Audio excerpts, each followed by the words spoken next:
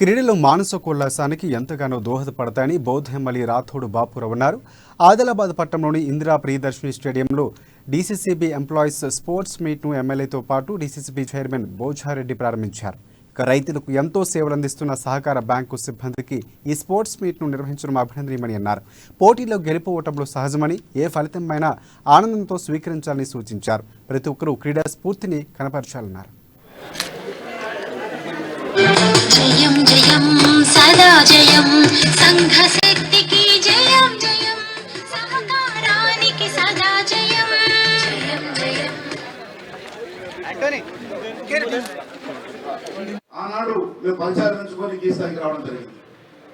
ఈరోజు మీరు ఉద్యోగం వచ్చినాక ఈరోజు యొక్క కార్యక్రమాలు పాల్పంచుకుంటున్నారు.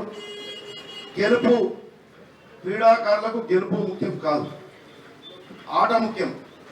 కప్పు ముఖ్యం కాదు, ప్రైజ్ ముఖ్యం కాదు.